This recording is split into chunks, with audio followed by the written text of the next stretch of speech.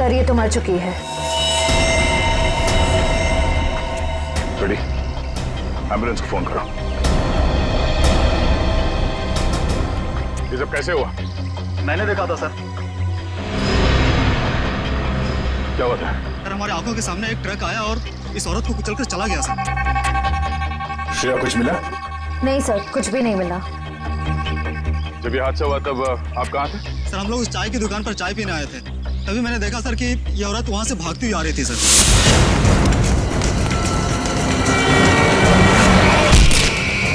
Sir शायद ये speed में आते हुए ट्रक को देखकर डर गई होगी, इसे पता ही नहीं चला होगा कि क्या करे। पर उस ट्रक ड्राइवर को तो पता होना चाहिए था कि उसे क्या करना है। वो ब्रेक लगा सकता था, ट्रक को दूसरी ओर मोड़ सकता था, या फिर एक्सीडेंट के बाद पुलिस स्टेशन में जाके अपने आप को सरेंडर कर सकता था। एक औरत को ठोकर मार के भागना ये कहाँ की इंसानियत है? सर वो इंसान नहीं, हैवान था सर। वो ट्रक को फुल स्पीड में लेकर आया सर और इस औरत को कुचलकर चला गया। तुमने उस ट्रक का नंबर नोट किया? नंबर देखा था? हाँ सर।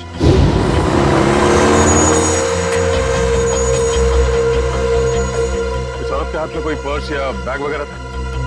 नहीं सर। लेकिन सर इस औरत के हाथ में एक बच्चा था। क्या? इस औरत के हाथ में बच्चा था? हाँ सर, इस औरत के हाथ में एक बच्चा था और ये बच्चों को लेकर भाग रही थी। लेकिन सर जब एक्सीडेंट हुआ तो इसके हाथ में कोई बच्चा नहीं था। सर बच्चा था इसके हाथ में और एक मिनट, आप ठीक से याद करके बताओ, आपने क्या देखा था? सर मैं अपनी दुकान में था और इस औरत को देखा तो इसके हाथ में एक बच्चा था और ये बच्चे को लेकर भाग रही थी सर। उन्होंने इस औरत को बच्चे के साथ भागते हुए देखा और इन साहब का कहना है कि इस औरत के हाथ में बच्चा था ही नहीं। पर अगर इस औरत के हाथ में वाकई में बच्चा था तो बच्चा कहाँ गया? कहीं ऐसा तो नहीं कि इस औरत ने बच्चे को कहीं छोड़ दिया? हो सकता है फ्रेडी, उस बच्चे को ढूंढना होगा।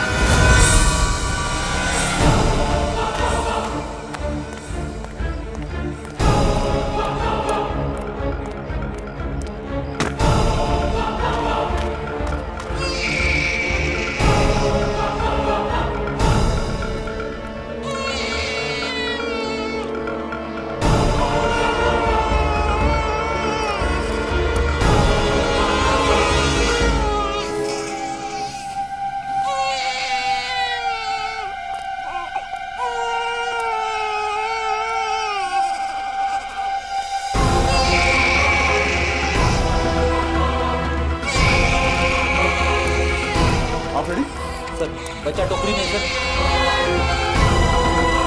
अरे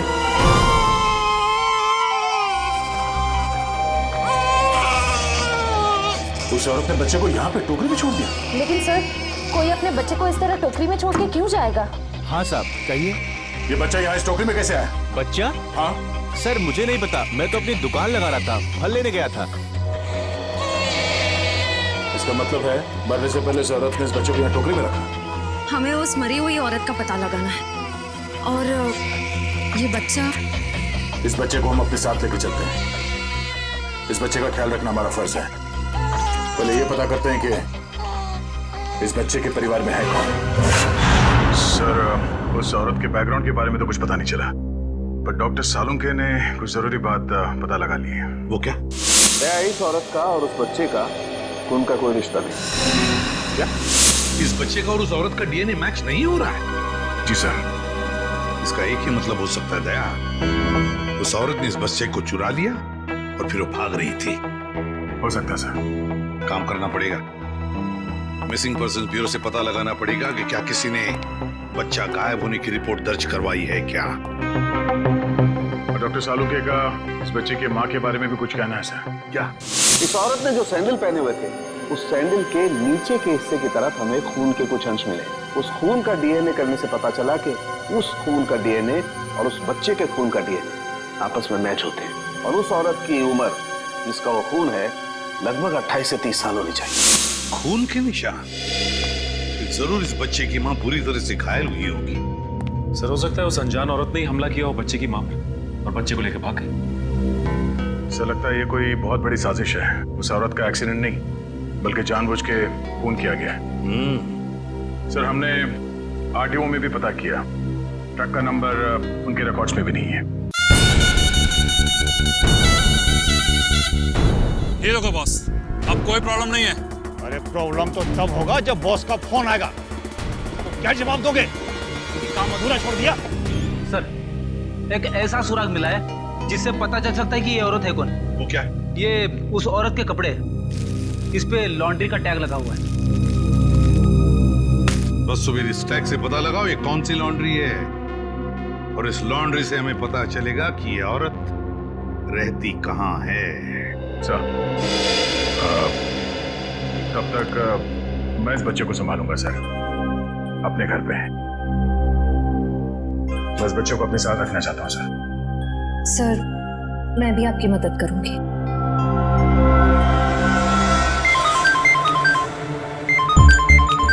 उसी का फोन है।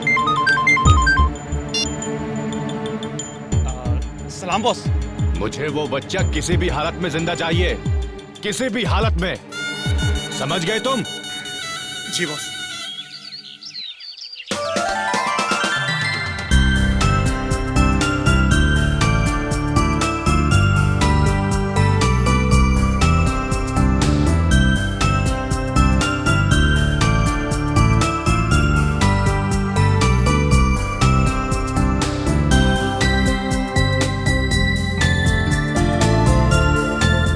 सर आप शांत हो जाइए, मैं इसे संभालती हूँ।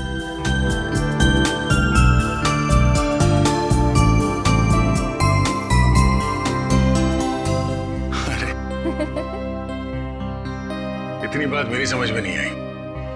ये बड़े से बड़े मुजरिम को मैं आराम से निपट सकता हूँ, पर छोटे बच्चे को संभालना जरा मुश्किल काम है ना। सर एक बात कहूं, आप कुछ भी कर सकते हैं, आपके लिए कोई काम मुश्किल नहीं है। बड़े बड़े गुनहगारों से निपट सकते हैं, छोटे बच्चों को संभाल सकते हैं। बस जरूरत है तो अपने अंदर छुपे हुए दया को बाहर निकालने की, जिसका दिल मोम जैसा है, जो सबकी कदर करते हैं, जो प्यार करना भी जानते हैं।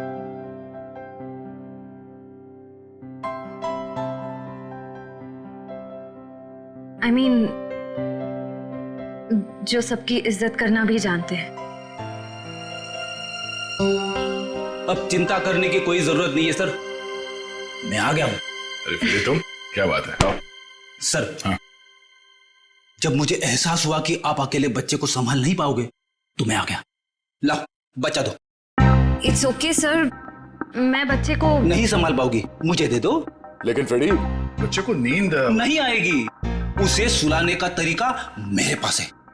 बच्चा दे दो।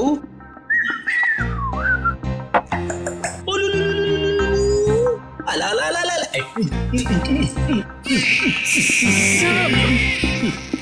फ्रेडी क्या कर रहे हो?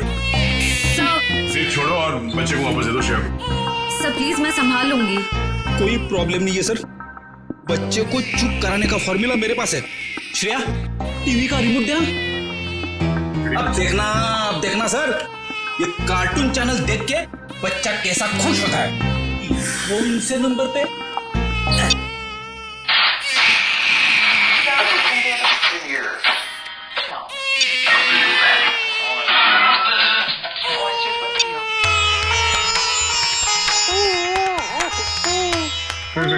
एक मिनट, वो शास्त्रीय संगीत वाला चैनल फिर से लाना।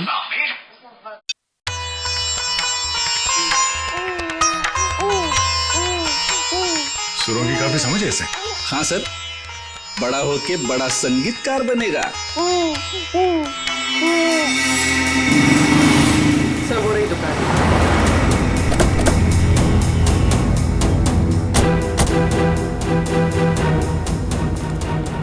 ये लो कस्टमर के कपड़े हैं, पैक कर दो। हाँ सर कहिए, कपड़े देने आए हैं या लेने आए हैं? अगर देने आए हैं तो 5 दिन के बाद ही मिलेंगे, और अगर लेने आए हैं तो मैं उम्मीद करता हूँ कि 5 दिन के बाद ही आए होंगे।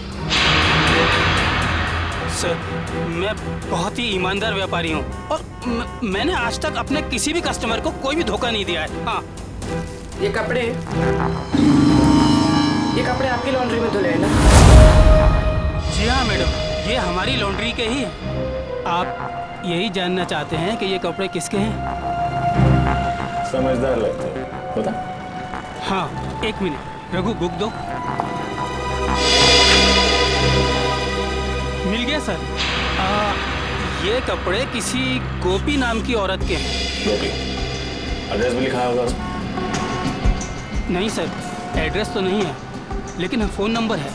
दो।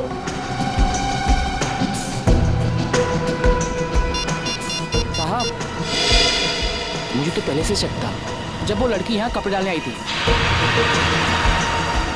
ऐसा क्या किया था उसने? मैडम, मैंने बोला 5 दिन बाद कपड़े लेके जाना। वो बोली मैं 2 दिन में आऊंगी। मैंने कहा नहीं मिलेंगे, तो मुझसे गुस्सा करने लगी। बोली तुम्हें धोबी घाट पर ले आकर उल्टा लटका दूंगी, और किसी के साथ मोटरसाइकिल में बैठकर चली गई। उस मोटरसाइकिल वाले का चेहरा देखा था तुमने? साहब, उस समय शाम हो चुकी थी और वो रोड के उस पार खड़ा हुआ था, तो मैं ध्यान नहीं दे पाया साहब। इस मोबाइल नंबर के जरिए हम उस मोटरसाइकिल वाले तक पहुंच जाए। चुप रहो, समझे? तो एक बार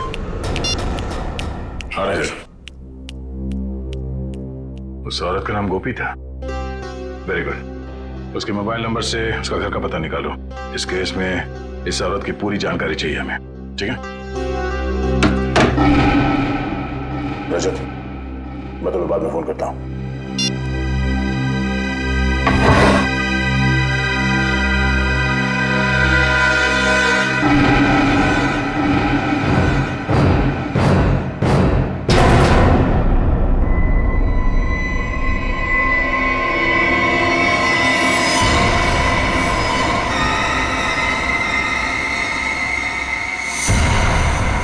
दया, तुम फौरन अपनी बंदूक नीचे रख दो, वरना इस लड़की का भेजा बाहर कर देंगे।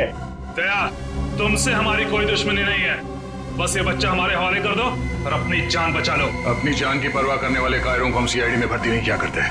अगर इस बच्चे को किसी ने छुआ भी ना, तो तुम सबकी अर्थी यहीं से उठेगी। अर्थी तो इस छोकरी की उठेगी। दया, नहीं, बस तुम कांधा देने के लिए तैयार रहो। बंदूक नीचे रखो, नीचे रखो बंदूक। सर, आप मेरी परवाह मत कीजिए, आप गोली चलाइए। चुप! दया, गन नीचे रख, नीचे रख गन दया,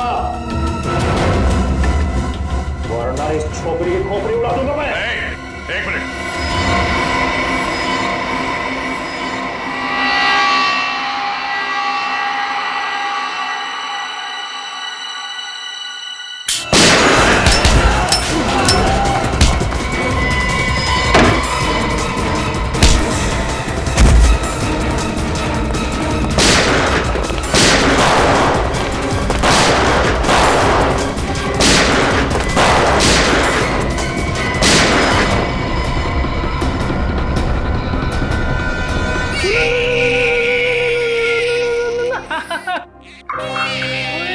इतना छोटा सा मासूम बच्चा किसी का क्या बिगाड़ सकता है? ये तो कोई राक्षस ही है जो ऐसे मासूम बच्चे पर हमला करने को देखता है। सर, उस गुंडे का क्रिमिनल रिकॉर्ड मिल गया। क्या नाम है उसका?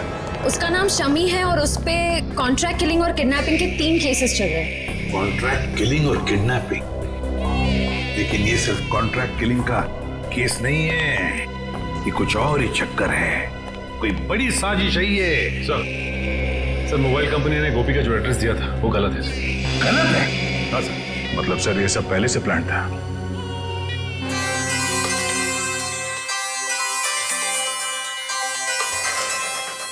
अरे, वाइफ का फोन।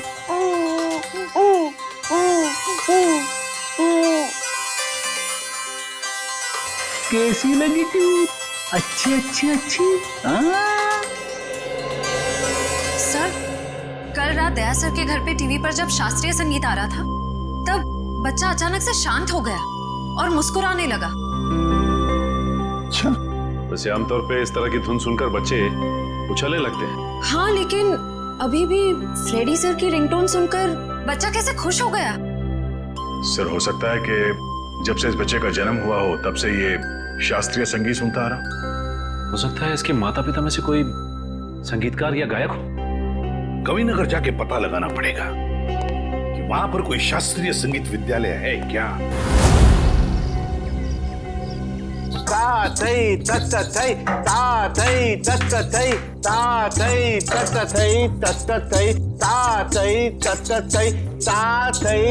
एक मिनट।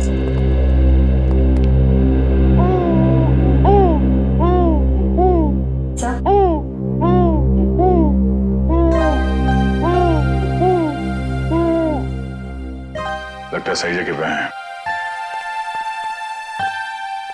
नमस्ते। नमस्ते। अरे वाह, ये बच्चा तो बड़ा कोमल है। इसके पैर में कला भी नजर आती है, लेकिन नृत्य सीखने के लिए ये उम्र बहुत छोटी है। मास्टर जी, हम यहाँ बच्चे को नृत्य सिखाने के लिए नहीं लाए हैं। तो फिर इस नन्ही सी जान को आप यहाँ क्यों ले आए? हम लोग सीआईडी से हैं और एक केस के सिलसिले में आपसे कुछ पूछताछ करने आए हैं। ओह जी, पूछिए। जरा इस बच्चे को देखिए। आप पहचानते हैं इसे? देखा आपने इसे? जी नहीं, इस बच्चे को कभी देखा नहीं मैंने। आपने इस औरत को देखा है? अरे ये तो हमारे बगल वाली डे केयर सेंटर में काम करती है। Baby day care centre?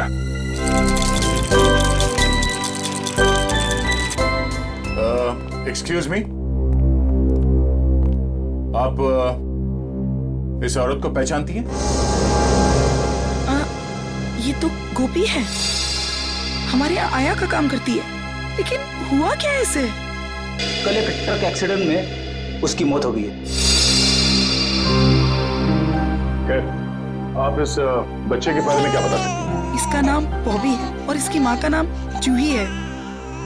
ये एलएसटी सोसाइटी में रहती है। LST society?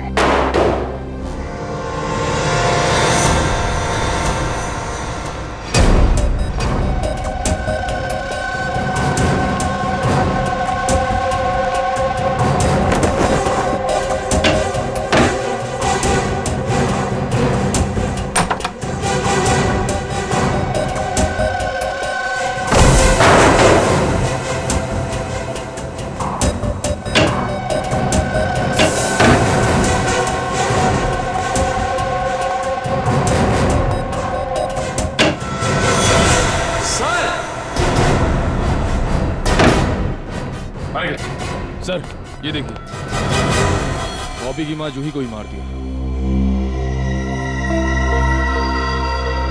ये देखो, गोली गले और पेट पे मारी गई है। लगता है इसे मरे हुए भी काफी समय हो गया। खून पूरी तरह से सूख गया। सर, ऐसा लग रहा है मैंने इनको कहीं देखा है, लेकिन याद नहीं आ रहा कहाँ देखा है।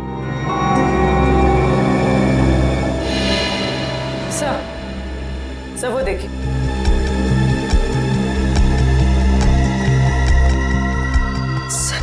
खून से सने हुए जूतों के निशान। ये देखो, पूर्वी, ये चप्पल के निशान तो बिल्कुल वैसे ही जैसी चप्पल गोपी ने पहनी हुई थी। इस औरत ने जो सैंडल पहने हुए थे, उस सैंडल के नीचे के हिस्से की तरफ हमें खून के कुछ अंश मिले और वहां से भी हमें सूखा हुआ खून मिला था। अभी कोई संजोग तो नहीं हो सकता है ना सर? पर सर, गोपी तो गुनहगारों की साथीदार थी। वो खिड़की से बच्चे को लेकर क्यों भागेगी? ये समझ में नहीं आ रहा कि वो यहाँ आई क्यों थी। वो तो नर्सरी में आया का काम करती थी ना। मगर सर, जूही को मारने के बाद बच्चे को अगवा करने की क्या जरूरत थी? एक बच्चे से किसी का क्या फायदा हो सकता है? सर, लगता है ये जूही के पति की फोटो है। लेकिन ये जूही के पति की फोटो है नहीं, बल्कि थी। हॉल में इस फोटो पे हार चढ़ा हुआ था। एक काम करो, इस कमरे को अच्छी तरह से छान मारो, देखो क्या मिलता है। सर,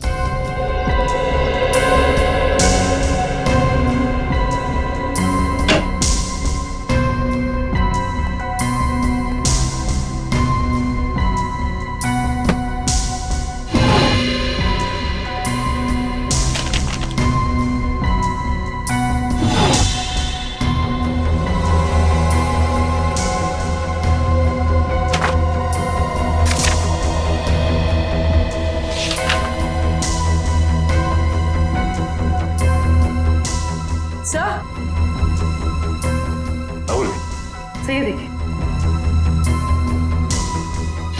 तो जूही एक एक्ट्रेस थी, इसीलिए उसने अपना पोर्टफोलियोज बनाया था। याद आया सर, मैंने इनको एक पंजाबी फिल्म में देखा था, उसमें हीरोइन थी। अच्छा? हाँ सर। इस घर का लिव एंड लीज एग्रीमेंट मिला है सर। सर, ये वोटर आईडी है सर। इसमें इनका नाम जूही नहीं बल्कि असली नाम शीतल है सर। और ये जीवन शांति आश्रम का रिसीप्ट भी है सर। तो ये बात है। ये जूही उर्फ शीतल 5 सालों तक एक आश्रम में रह रही थी और 1 साल पहले ही आश्रम से बाहर आई है। मगर सर, एक फिल्म की हीरोइन 5 साल तक आश्रम में क्यों रहेगी? ये देखो, शीतल के पिता रविकांत का नाम लिखा हुआ है इस कार्ड में। सर ये रहा डॉक्टर रविकांत का घर, बहुत बड़े साइंटिस्ट हैं।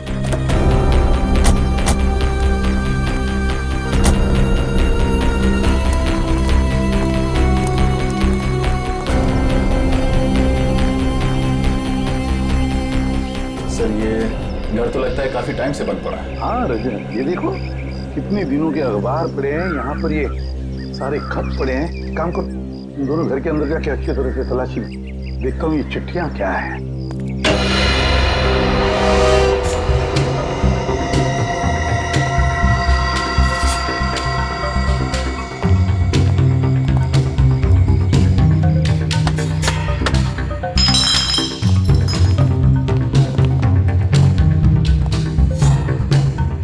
इससे पहले ही यहाँ कोई आ चुका है, शायद कुछ ढूंढने। देखो कुछ हाथ लगता है क्या?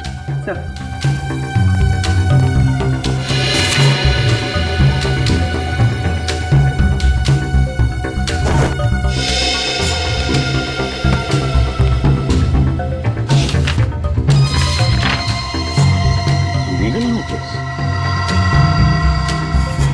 अरे सुनिए सुनिए, देखिए मैं सीआईडी से हूँ। एक बात बताइए, आप रविकांत जी को जानते हैं? हाँ सर, 10 सालों से वो मेरे पड़ोसी हैं। अचानक उनकी मौत की खबर सुनकर बहुत दुख हुआ। अचानक मौत हो गई रविकांत जी? कब, कैसे? गाड़ी की स्पीड इतनी तेज थी कि वो कंट्रोल नहीं कर सके और वो जाके नदी में गिर गए। Oh my God. कुछ मिला? ये रविकांत जी का एक्सीडेंट ही था या? एक्सीडेंट ही था सर। ठीक है, थैंक यू वेरी मच, आप जा सकते हैं। नोटिस कैसी?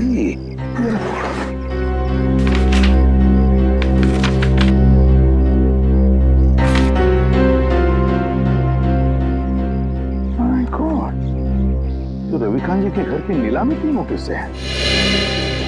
सर इतनी जल्दी ही नोटिस? पिछले महीने तो रविकांत जी की मौत हुई थी। तो पिछले महीने रविकांत जी की मौत होगी, उसके बाद में उनकी बेटी शीतल की मौत। ये कोई कोइंसिडेंस नहीं हो सकता, कोई इत्तेफाक नहीं है, ये कुछ और ही चक्कर है। कुछ ना कुछ तो गड़बड़ जरूर है। और फिर अब शीतल के बच्चे की भी जान को खतरा है। इस रविकांत जी के एडवोकेट से मिलना पड़ेगा, वकील से मिलना पड़ेगा, पता लगाना पड़ेगा इस घर के नीलामी का राज क्या है। ओ, रविकांत जी की प्रॉपर्टी की नीलामी की नोटिस ये तो मैंने बनवाई है, लेकिन आपको कहां से मिली? उनके घर से। एक और बात, उनकी बेटी शीतल का किसी ने खून कर दिया। शीतल का खून? लेकिन ये किसने किया? उन्हीं का पता लगाने ही तो हम आपके पास आए हैं। मैं कुछ समझा नहीं। रविकांत जी और शीतल के बाद इस मकान पर हक किसका बनता है? शीतल जी के बेटे बॉबी का। सिर्फ मकान पर ही नहीं, कसारा में जो 50 एकड़ जमीन है वो भी बॉबी के नाम हो जाएगी। अच्छा, और ये नीलामी का आइडिया किसका था? रविकांत जी के छोटे भाई राकेश का। राकेश? इस राकेश के बारे में और कुछ जानते हैं? जी हाँ, दरअसल उनके परिवार को मैं पिछले 15 साल से जानता हूँ। उनके सारे लीगल मैटर्स मैं ही देखता हूँ। रविकांत और राकेश के पिताजी की जब मृत्यु हुई तो उनके प्रॉपर्टी का सबसे बड़ा हिस्सा रविकांत को मिला और सिर्फ 15% राकेश को। ऐसा क्यों किया उनके पिता? क्योंकि राकेश के तौर तरीके और आलसीपन की वजह से उनके पिताजी काफी नाराज थे और उनको राकेश पर भरोसा नहीं था। तो इस बात से तो राकेश जी को बहुत गुस्सा आया होगा। जी हाँ, बहुत। इतना ही नहीं, उसने अपने भाई के साथ सारे रिश्ते नाते तोड़ दिए थे। फिर अचानक दिवाली के दिन आकर गले मिले, सारे गिले शिकवे दूर हो गए। हो सकता है ये राकेश की चाल हो, रविकांत जी का भरोसा जीतकर उनकी पीठ पर वार करने की। सर ये भी तो हो सकता है कि बॉबी को राकेश जी ने अगवा करवाया हो। ये तो राकेश से मिलकर ही पता चलेगा।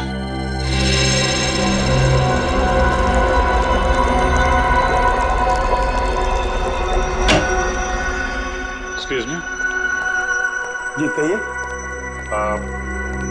हम लोग सीआईडी से हैं। डॉक्टर रविकांत के बारे में तो आप लोग जानते ही होंगे। जी डॉक्टर रविकांत मेरे गुरु जैसे थे। आप? जी मेरा नाम फनीश है। इस लैब में जो भी रिसर्चेज होती हैं उन्हें मैं फाइनेंस करता हूँ।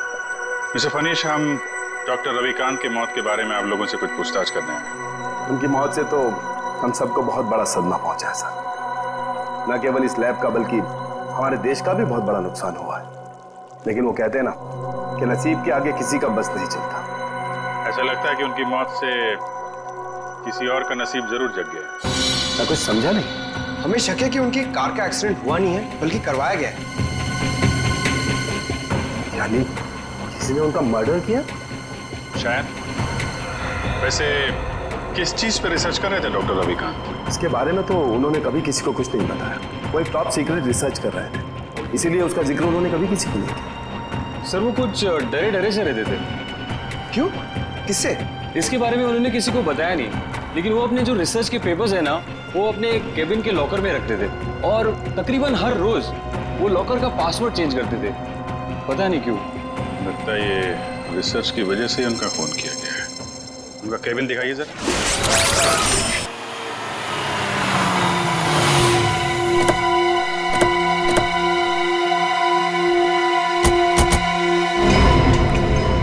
गाड़ी तो यहीं खड़ी है। राकेश घर में ही होगा। हाँ।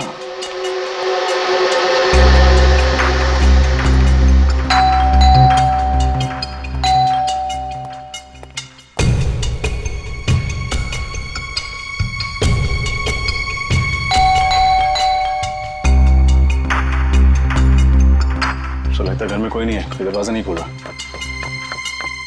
है। घर में कोई तो है, आवाजें आ रही हैं। खोल दो दरवाजा।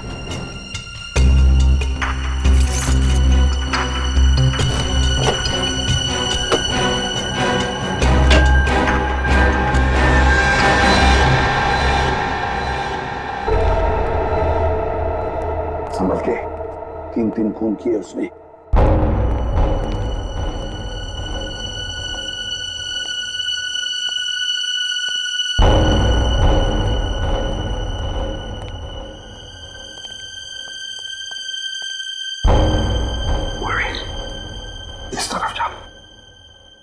सर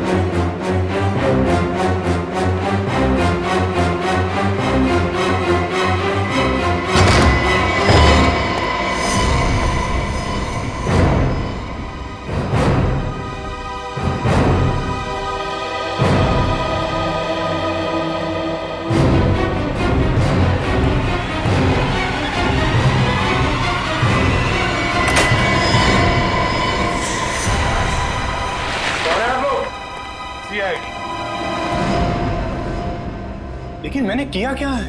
किया क्या है? हैं? किया क्या है? अभी पता चल जाएगा क्या क्या है। इसके घर की अच्छी तरह से तलाशी लो। सर आप पूरे घर की तलाशी ले लीजिए तो प्लीज मुझे ये तो बताइए कि मेरा गुनाह क्या है? रविकांत और शीतल को क्यों मरवाया तुमने? शीतल का कत्ल हो गया सर? कब और कैसे? कब और कैसे? बड़े भोले बनने की कोशिश कर रहे हो राकेश जी। सर प्लीज मेरा यकीन मानिए, इसके बारे में मैं कुछ नहीं जानता। झूठ झूठ बोल रहे हो तुम। रविकांत और शीतल को पहले मरवाया और फिर शीतल के बच्चे को अगवा किया। इस औरत को पैसे दिए थे ना तुमने ये सब करने के लिए? क्यों? नहीं सर, मैंने ऐसा कुछ नहीं किया। इस औरत को मैं पहली बार देख रहा हूँ सर। मैं रवि भैया और शीतल का खून क्यों करवाऊंगा? इसलिए, इस जायदाद के लिए। जायदाद के पेपर थे, है ना? क्यों?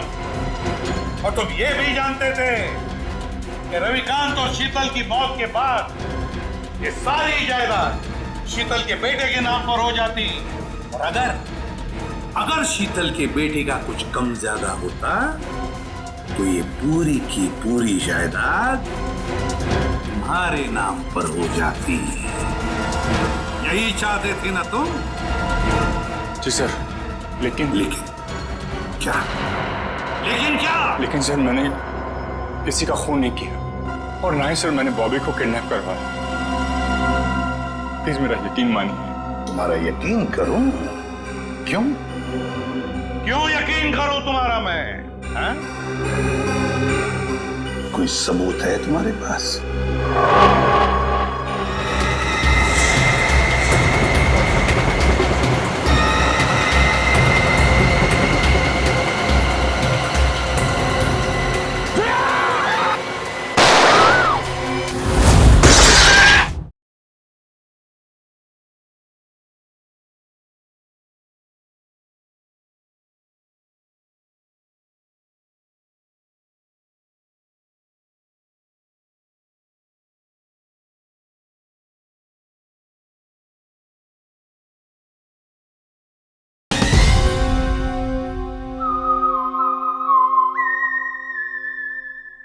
तुम्हारा यकीन करूं? क्यों? क्यों यकीन करूं तुम्हारा मैं? हाँ? कोई सबूत है तुम्हारे पास? हाँ सर, एक मिनट।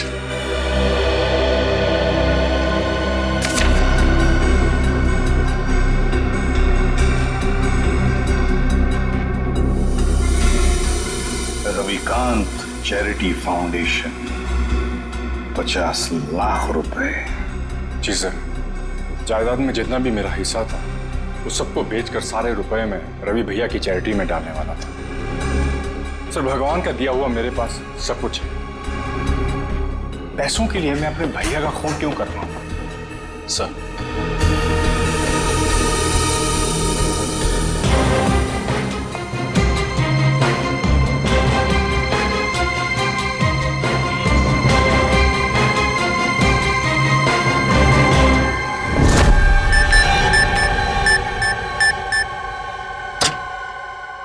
ये क्या?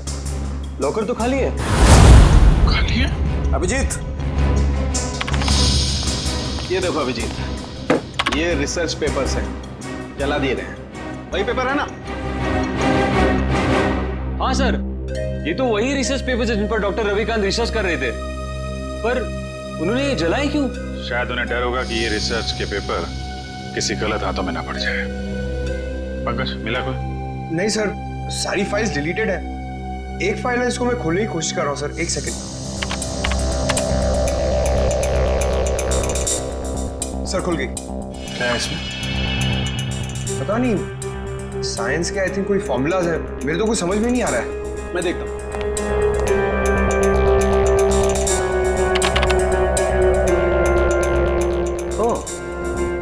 नहीं अभी ये कोई साइंस का फार्मूला नहीं है, ये एक वायरस की टेस्टिंग रिपोर्ट है। क्या मतलब सर?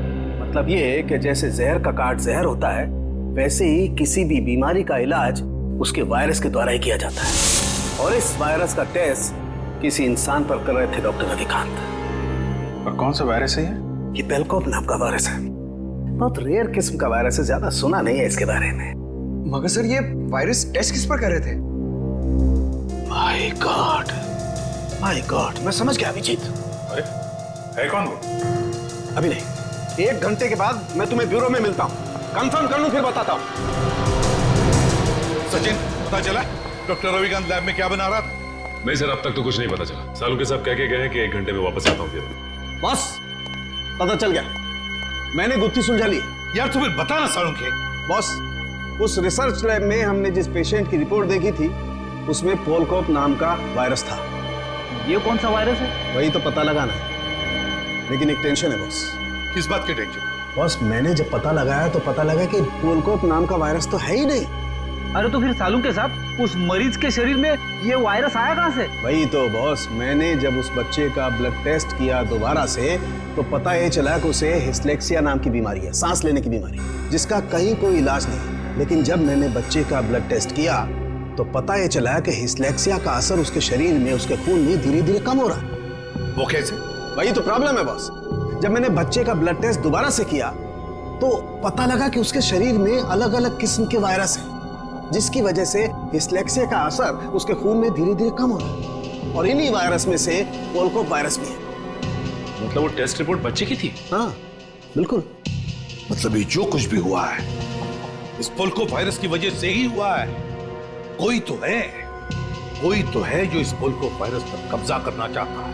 हाँ सर, डॉक्टर रविकांत ने वायरस के सारे सैंपल और रिसर्च के सारे मटेरियल तबाह कर दिया, बर्बाद कर दिया सर। अब ये वायरस सिर्फ बच्चे के अंदर है।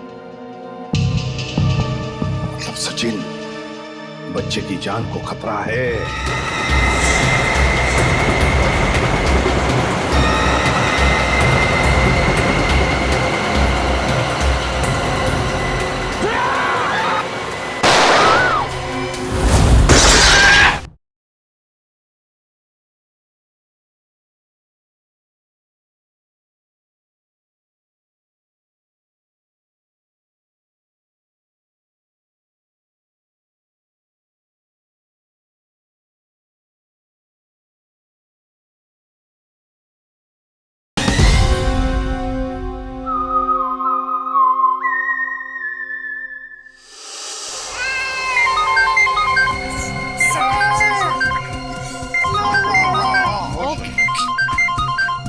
एसपी साहब का फोन। Hello sir. क्या बच्चे के शरीर में वायरस इंजेक्ट किया गया? सर लगता है इसीलिए उसका टेम्परेचर उतर नहीं रहा, उसे बुखार है सर। हाँ सर, हम लोग वहीं जा रहे थे। ठीक है सर, ओके चलो।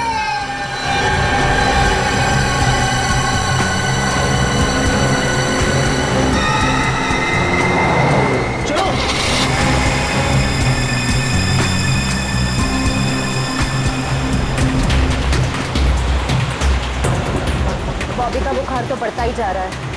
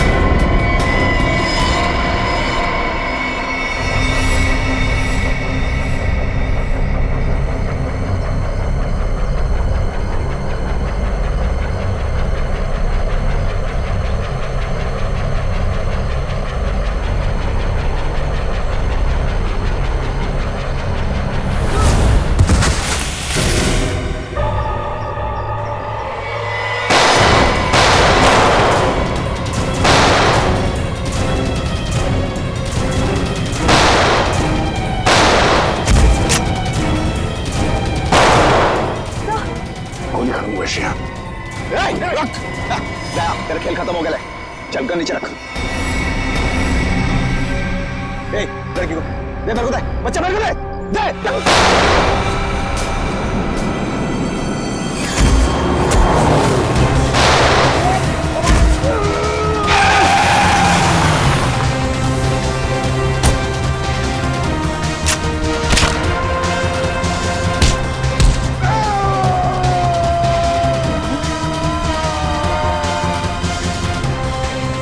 शेर का शिकार करने निकले थे गीदड़ लोग।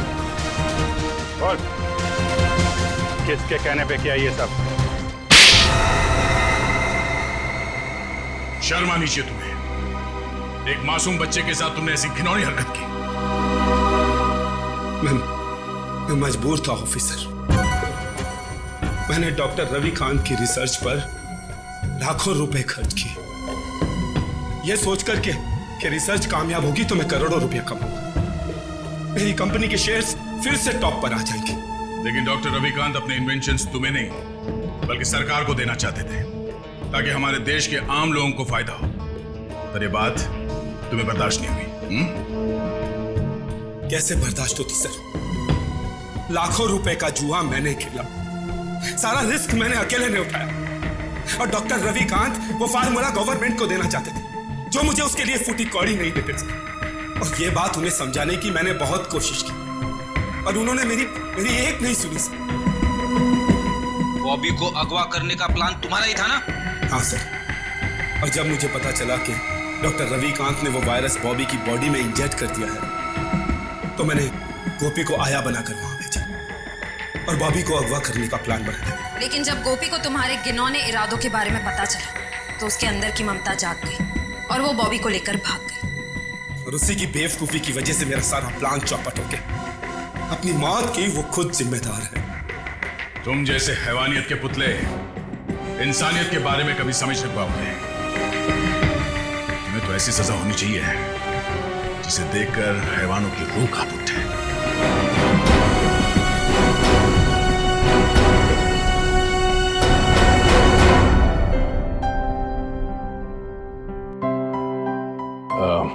सर, हमें इस बच्चे के भविष्य के लिए कुछ करना चाहिए।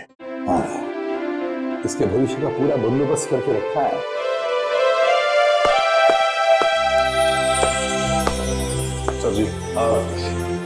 सर जी, आज के बाद बॉबी को मैं संभालूंगा, अपने भाई के बेटे की तरह नहीं बल्कि अपने बेटे की तरह से बड़ा कर। ये तो बहुत खुशी की बात है, लेकिन जिंदगी में कभी इस बच्चे को किसी मदद की जरूरत पड़े तो हमें जरूर याद करना। बहुत खुशी होगी हमें। Thank you.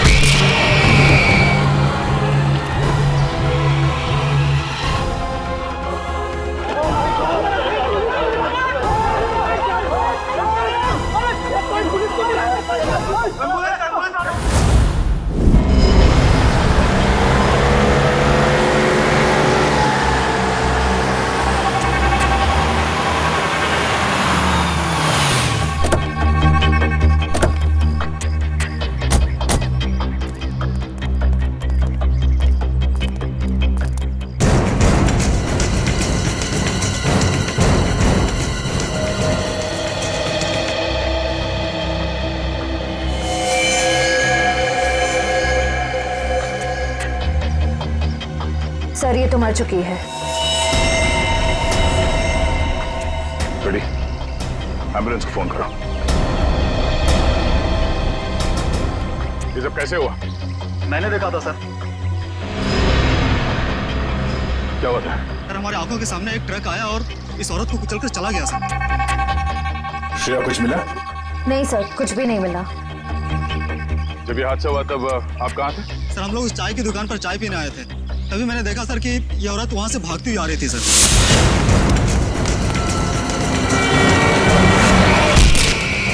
सर शायद ये स्पीड में आते हुए ट्रक को देखकर डर गई होगी, इसे पता ही नहीं चला होगा कि क्या करे। पर उस ट्रक ड्राइवर को तो पता होना चाहिए था कि उसे क्या करना है। वो ब्रेक लगा सकता था, ट्रक को दूसरी ओर मोड़ सकता था, या फिर एक्सीडेंट के बाद पुलिस स्टेशन में जाके अपने आप को सरेंडर कर सकता था। एक औरत को ठोकर मार के भागना ये कहाँ की इंसानियत है? सर वो इंसान नहीं, हैवान था सर। वो ट्रक को फुल स्पीड में लेकर आया सर और इस औरत को कुचलकर चला गया। तुमने उस ट्रक का नंबर नोट किया? नंबर देखा था? हाँ सर।